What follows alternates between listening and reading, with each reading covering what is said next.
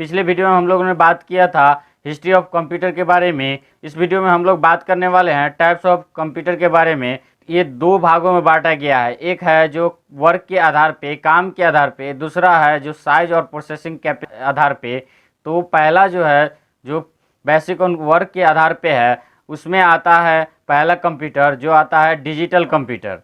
यह कंप्यूटर एक ऐसा कंप्यूटर है डिजिटल डाटा को मापता है तथा उस पर अर्थमेटिकल और लॉजिकल ऑपरेशन करता है। यह सर्वाधिक उपयोग होने वाले कंप्यूटर है। दूसरा है एनालॉग कंप्यूटर। यह एक ऐसा कंप्यूटर है जो तापमान और दबाव जैसे लगातार ढलने वाली स्थितियों को मापता है और उनको परिणाम मात्रा माप में परिवर्तन करता है। यह कंप्यूटर वैज्ञानिक और अभियांत्रिक क्षेत्र में प्रयोग किए जाते हैं। अगला है हाइब्रिड कंप्यूटर।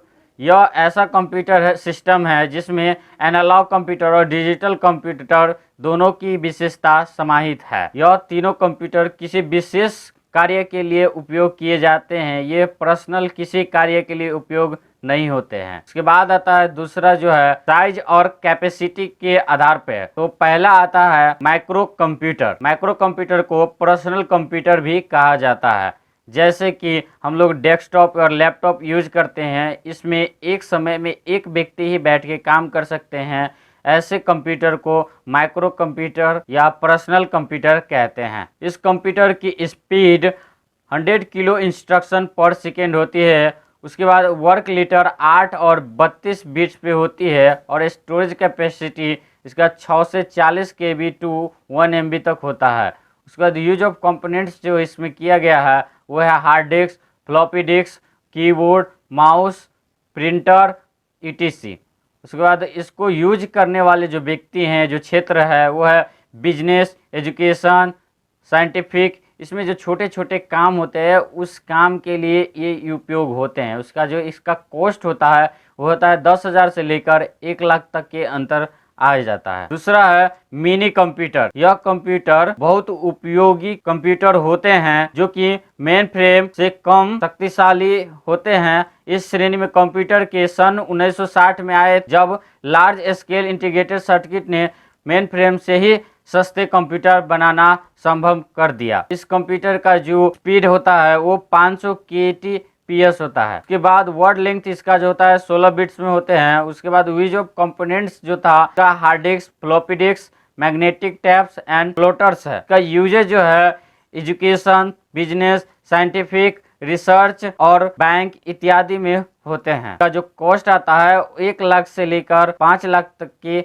अंतर में आ जाता है। उसके बाद अगला आता है super mini computer. Super mini computer बहुत ज्यादा पावर तथा ज्यादा बड़ा कंप्यूटर है। इस पर एक समय में लगभग 16 से 20 व्यक्ति एक टाइम में कार्य कर सकते हैं। इसमें बहुत एक CPU के साथ बहुत सारा मॉनिटर जोड़ा जाता है और अलग अलग काम कर सकते हैं। इसका जो कॉस्ट आता है 10 लाख से लेकर 50 लाख तक आता है। अगला आता है main frame computer. Main frame computer आकार में बहुत 100 बिलियन पर सेकेंड से ऊपर है। उसके बाद है वर्ड लेंथ 64 बिट पे है। उसके बाद वो स्टोरेज कैपेसिटी 8 MB से लेकर 10 बिलियन पर सेकेंड होते हैं। Word length 32 bit to 48 bits होते हैं। स्टोरेज कैपेसिटी में 2 MB पर सेकेंड के हिसाब से ये स्टोरेज कर लेते हैं। उसके बाद यूज ऑफ कंपोनेंट्स जो है, इसमें यूज किया गया कंपोनेंट्स जो है वो हार्ड डिस्क है, फ्लॉपी डिस्क है, मैग्नेटिक टाइप्स है, हाई स्पीड फ्लोटर्स है। कॉस्ट इसका जो आता है 50 लाख से ऊपर आता है। सुपर कंप्यूटर एक ऐसा कंप्यूटर है जो